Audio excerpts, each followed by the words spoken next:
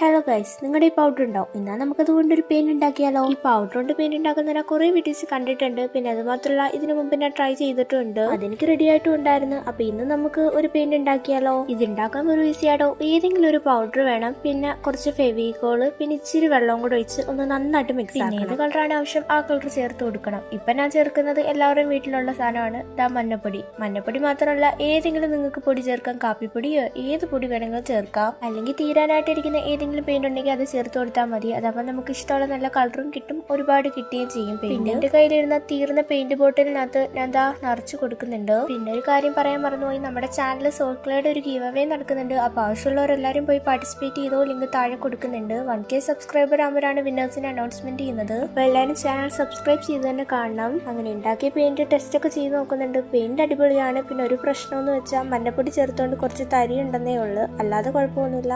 By.